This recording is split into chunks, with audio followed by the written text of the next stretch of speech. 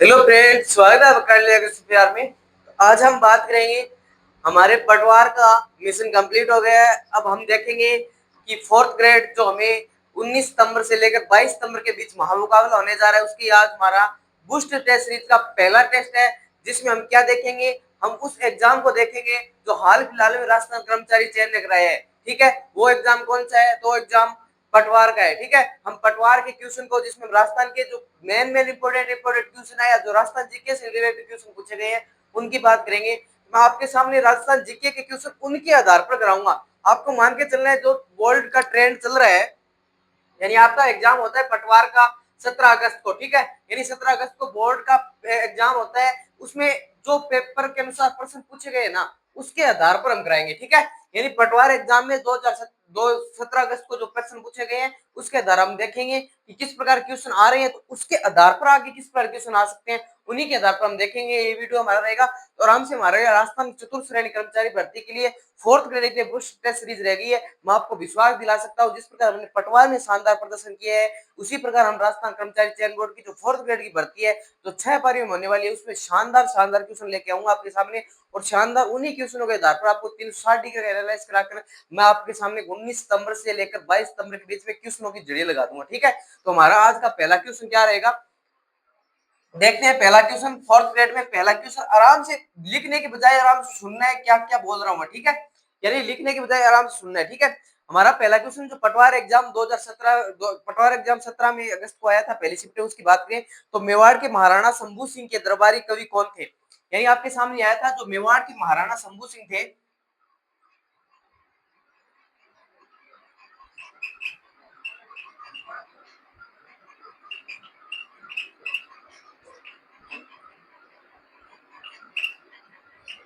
यानी आपका प्रश्न पूछा गया था कि मेवाड़ के महाराणा शंभू सिंह के दरबारी कवि कौन थे। ठीक है, यानी उसमें उनके दरबारी कवि पूछे गए थे। ठीक है, यानी आपको ऑप्शन दिए गए थे, उनके अनुसार आपकी अगर जिस बच्चे ने कविराज श्यामलदास जी इनके क्या थे?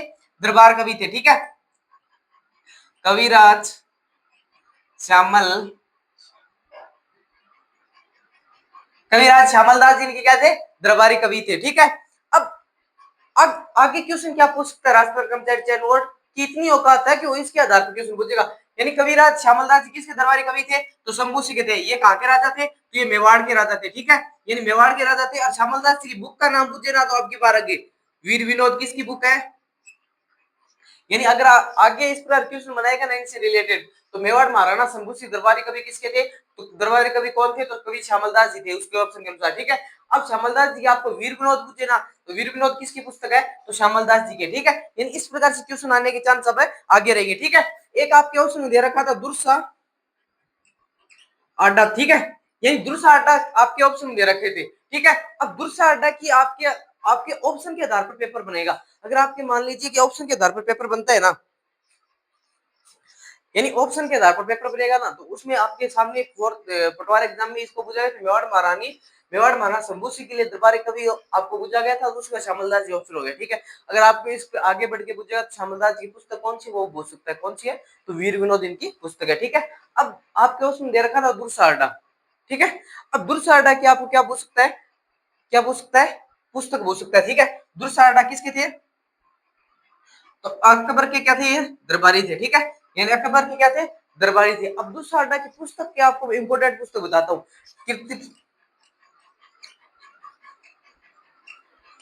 ये क्या थी इनकी? अब्दुल साडा की इंपोर्टेंट पुस्तक है। ठीक है, विरुद्ध छत्री।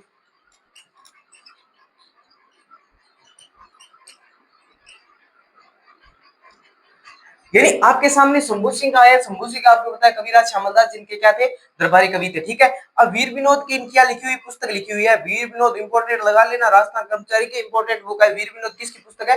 कविराज श्यामलदास की। ठीक है, आगे बात करें तो दुर्साहडा आपके ऑप्शन में दे रखा था। आगे दुर्साहडा ऑप्शन के आधार पर किसके दरबारी कवि थे? अकबर के दरबारी कवि माने जाते हैं। एक तो किरदार बावली थी इनकी, और एक विरुद्ध छत्री थी। दो इनकी क्या थी? इंपोर्टेंट पुस्तकें थी। ठीक है, यानी किरदार बावली और विरुद्ध छत्री किसकी? दुर्साहडा की इंपोर्टेंट पुस्तक है। ठीक है, आगे मैं आपके सामने बात करूं तो आज एक ऑप्शन आपके सामने और दे रखा था, उसमें एक ऑप्शन था दयालदास जी। ठीक है, दयालदास जी। ठीक है, यानी एक ऑप्शन उसमें क्या दे रखा था? दयालदास जी। अब दयालदास जी की आपके सामने कोई पुस्तक आती है तो राणा और रासो पर क्या है?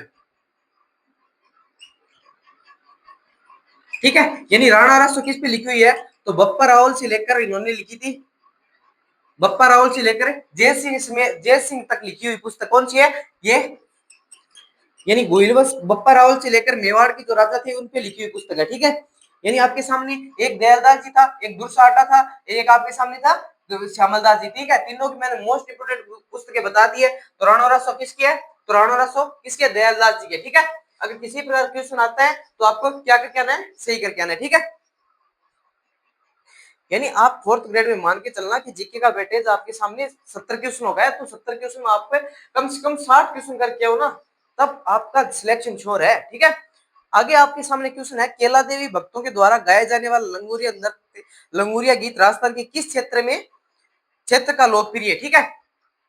अब आपके सामने आता है कि जो केला देवी,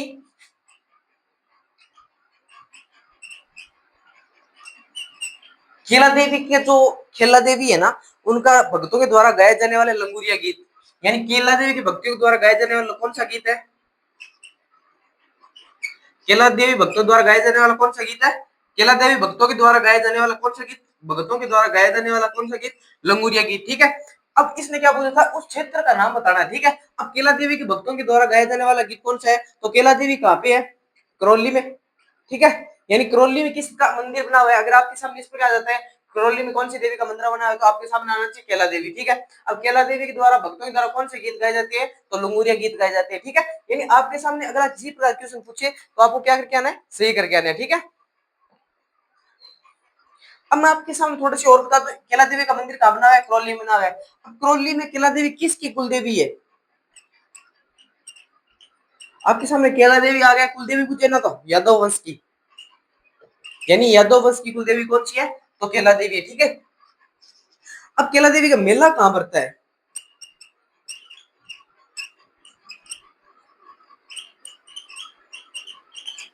चैत्र शुक्ल अष्टमी को, जिसे हम किस नाम से जानते हैं, लक्ष्मी मेला के नाम से जानते हैं ना। बात समझ आ रही है आपके, यहाँ पे चैत्र शुक्ल अष्टमी को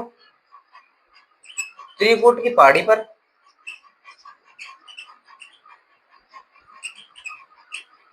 आगे बात सुन, आपके सामने क्वेश्चन आया था राजस्थान पटवार एग्जाम में कि केला देवी का जो लंगूरिया गीत गाया जाता है राजस्थान के किस क्षेत्र से है, तो आपको उस क्षेत्र का नाम क्या बताना था, तो केला देवी के राजस्थान के गीत गाए जाने वाले क्षेत्र कहां से थे, करौली से। ठीक है। यानी करौली कहां से, करौली केला देवी का मंदिर कहां पे, करौली में। ठीक है। अगर आपके सामने अगला कोई इंपॉर्टेंट क्वेश्चन आए तो लंगूरिया गीत किस माता जी के संबंध में गाए जाते हैं, तो आपको बता देना केला देवी के माता जी। ठीक है। अगर आपको केला देवी किस कुल देवी है, तो यादव वंश की राजवंशों की क्या है, कुल देवी है। ठीक है। अगर आपके सामने ये आता है कि कुल केला देवी का मेला कब लगता है, या लक्ष्मी मेला कब लगता है, चैत्र शुक्ल अष्टमी को लगता है, कहाँ पे लगता है, त्रिकुट पहाड़ी पर जो करौली में होता। ठीक है। बात समझ में आ गई। यानी इस प्रकार से आपके मैंने सभी क्वेश्चन को 100 डिग्री पे या 360 डिग्री कह लो, 460 डिग्री कह लो, इस पे विश्लेषण कराया। ठीक है।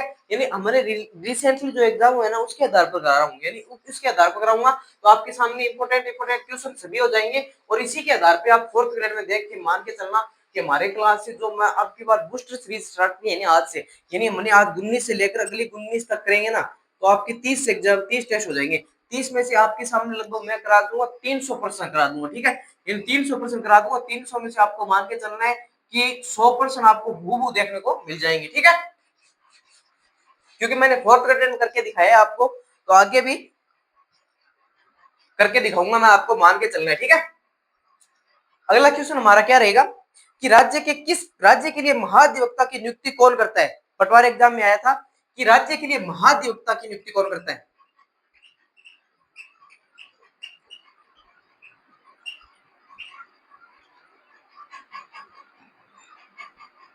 यानी महाधिवक्ता की नियुक्ति कौन करता है। अब आपके महाधिवक्ता है तो नहीं, बल्कि क्या है उसको आपको क्या करना है, ये राज्यपाल के संबंध में क्वेश्चन पूछा हुआ है।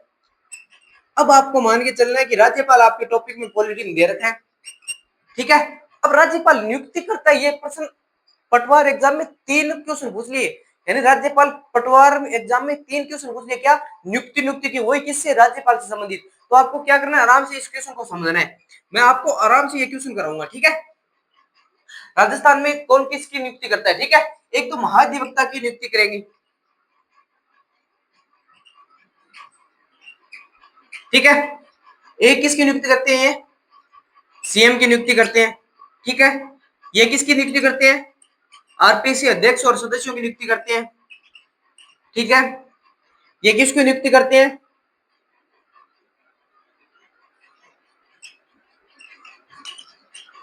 मानवाधिकार की नियुक्ति करते हैं, लोकायुक्त की नियुक्ति करते हैं,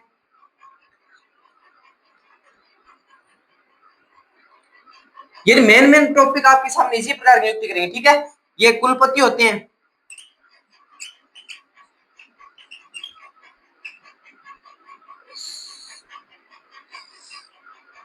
यानी किसके कुलपति होते हैं? विश्वविद्यालय के कुलपति होते हैं, ठीक है। अब आपके सामने क्वेश्चन राज्यपाल की नियुक्ति संबंधी कोई क्वेश्चन आए तो गलत मत कहना, क्योंकि आपको पता है कि राज्यपाल किन की नियुक्ति करता है? सीएम की नियुक्ति करेगा, महाधिवक्ता की नियुक्ति करेगा, आरपीसी के अध्यक्ष सदस्यों की नियुक्ति करेगा, मानव अधिकार की नियुक्ति करेगा, लोकायुक्त की नियुक्ति करेगा, राजस्थान के जो कुलपति होते हैं वो कौन होते हैं? राज्यपाल होते हैं, ठीक है। अब एक क्या आपके सामने यहाँ पे आ जाता है कि मुख्य न्यायाधीश की नियुक्ति कौन करता है? मुख्य न्यायाधीश की नियुक्ति कौन करेगा, ठीक है। तो इसमें मुख्य न्यायाधीश की नियुक्ति कौन करेंगे? राष्ट्रपति साहब करेंगे, ठीक है। वहां राज्य क्या राज्यपाल की क्या लेंगे? उसके परामर्श लेंगे, बल्कि नियुक्ति कौन करेंगे? राज्यपाल करेंगे, ठीक है।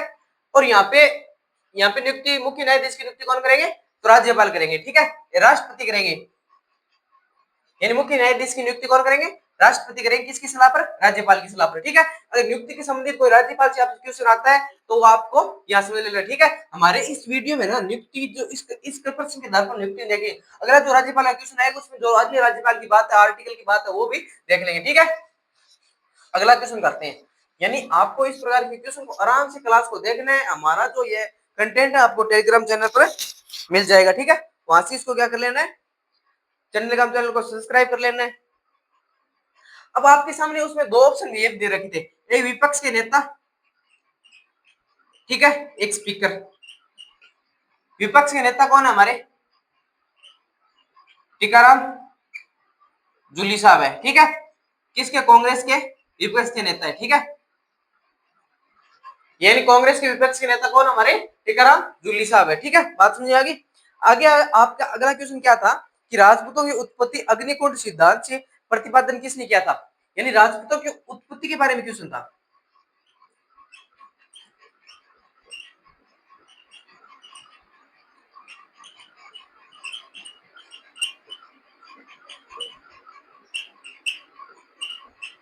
और राजपूतों की उत्पत्ति के अग्निकुंड सिद्धांत किसने की थी? उत्पत्ति के अग्निकुंड सिद्धांत किसने की थी? तो चंद्रप्रदाय ने की थी ना। यानी चंद्रप्रदाय ने क्या की थी? राजपूतों को अग्निकुंड सिद्धांत की उत्पत्ति के बारे में, यानी चंद्रप्रदाय ने बताया था, ठीक है। अग्निकुंड सिद्धांत के बारे में किसने बताया था? चंद्रप्रदाय ने बताया था। इन्होंने कितनी जातियां उत्पन्न की थी? 4 जातियां की थी। कौन कौन सी? परमार, चौहान, चालुक्य, परमार, चौहान, चालुक्य और एक और रहेगी, परमार, चौहान, चालुक्य, एक और देख लेना आप, ठीक है। ये चंद्रप्रदाय ने राजपूतों को अग्निकुंड सिद्धांत दिया था, जिसमें चंद्रप्रदाय ने 4 जातियों को उत्पन्न किया था, जिसमें परमार, चौहान, चालुक्य थे, ठीक है। अब आपके सामने कुछ इस प्रकार क्वेश्चन अलग से कोई क्वेश्चन आए तो आपको ये पूछ सकता है सूर्यवंशी किसने दिया था, ठीक है। एक तीसरा भी ये भी आ सकता है ब्राह्मणों से उत्पन्न किसने बताया था? तो आपको पता है सूर्यवंशी किसने कहा था इनको? ब्राह्मणों से किसने कहा था? गोपीनाथ शर्मा ने। Gopinath Sharma plus D R अमेर भंडाकर साहब ने किसने कहा था? ब्राह्मणों से उत्पत्ति बताई थी, ठीक है। और सूर्यवंशी किसने कहा था? डॉक्टर गौरी शंकर ओझा साहब ने क्या कहा था? डॉक्टर गौरी शंकर ओझा सूर्यवंशी बताया था। राजपूतों के चंद्रप्रदाय ने बताई थी, जिसमें 4 जाति उत्पन्न हुई थी, चालुक्य, परमार, चौहान, इन्होंने क्या बताई थी? अग्नि से उत्पन्न, जो अग्नि मान लीजिए एक ऋषि ने अग्निकुंड किया था, वहां से उत्पन्न क्या थी? 4 जातियां हुई थी, ठीक है।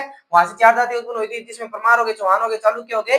आप उसमें मैं देख ले, आपको टेलीग्राम पे मिल जाएगा, ठीक है। सूर्यवंशी किसने बताया था? डॉक्टर गोपीनाथ शंकर ने बताया था।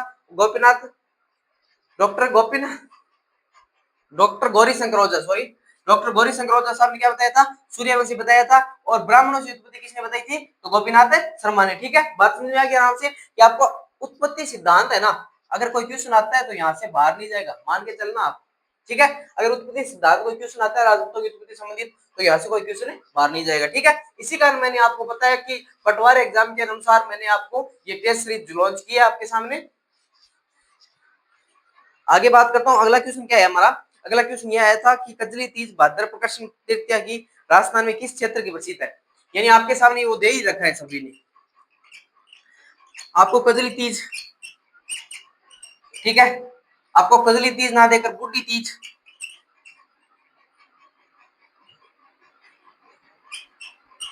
ठीक है, सातुड़ी तीज,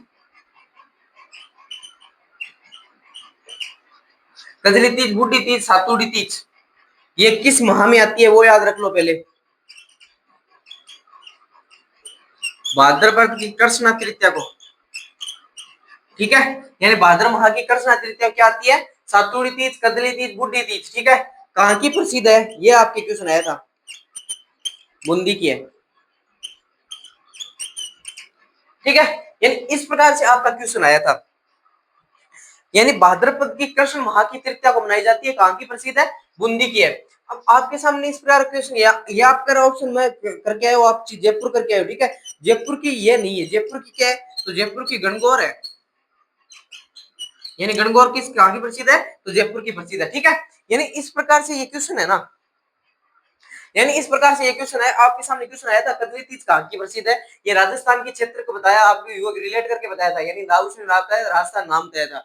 यानी राजस्थान की जो कजली तीज है, बुड्ढी तीज है, सातुड़ी तीज, आपके सामने ये भी नाम आ सकता है, बुड्ढी तीज आ सकता है, सातुड़ी तीज नाम आ सकता है, ठीक है। और तो आपके सामने अगला इस पर क्वेश्चन हो सकता है, कौन से महीने मनाई जाती है, तो भाद्रपद के कृष्ण पक्ष का जो महीना, यानी अंधेरी तीज ने मनाई जाए, अंधेरी तीज ने याद रख ले, अंधेरी तीज ने किसी अंधेरी तीज ने क्या मनाई जाए, मैं बता दूं भाद्रपद की कृष्ण तीज, भादवे की अंधेरी तीज ने, सातुड़ी तीज, बुड्ढी तीज, कजली तीज जो कहाँ की प्रसिद्ध है, जयपुर की प्रसिद्ध है, और कहाँ की बूंदी की प्रसिद्ध है, ठीक है। यानी जयपुर आपके सामने सेट होगा, बल्कि जयपुर की गणगौर प्रसिद्ध है, बल्कि सातुड़ी तीज जो अंधेर पक्ष में मनाते हैं, भाद्रपद के कृष्ण महापक्ष में मनाते हैं, उसको कहाँ, कजली तीज, भादुड़ी तीज वो काफी है, तो वो आपकी बूंदी की प्रसिद्ध है, ठीक है। यानी इस प्रकार से हमने आज 5 क्वेश्चन किए हैं, ठीक है। लगभग 17-18 मिनट में हमारे 5 क्वेश्चन हुए, तो आपको मान के चलना है, मैं इसी प्रकार से आपको रिलेटेड लगभग पटवार एग्जाम की दृष्टि से इसी प्रकार के आगे जो एग्जाम पटवार एग्जाम से फिर हम देखेंगे हमारे जो किसका पेपर हुआ था, उसके बाद एलएसए का पेपर हुआ था, एलएसए के बाद लाइब्रेरियन का होता है बीच में, लाइब्रेरियन एलएसए, इस प्रकार 2 पेपर हुए ना, पशु परीक्षा तक मैं आपके सभी पेपर करवा दूंगा, ठीक है। पुराने पेपर कराऊंगा, पशु परीक्षा के सभी पेपर कराकर आपको इन सभी में जीके में 60 में से 60 लेके दिखा दूंगा मैं, ठीक है। तो हम अगले क्वेश्चन है, यानी अगले क्वेश्चन क्या करेंगे, कल करेंगे। तो आपको आराम से ये क्वेश्चनों को देखना है, और इन क्वेश्चनों के आधार पर है ना आराम से अपना रिले टाइम करना है। यानी इस क्वेश्चन को और इस क्लास को इतनी शेयर करो कि मैं अच्छी तरीके से आपके लिए मेहनत कर सकूं, और अच्छी तरीके से और क्वेश्चन लेके आ सकूं, ठीक है। कल मिलते हैं, जय हिंद जय भारत।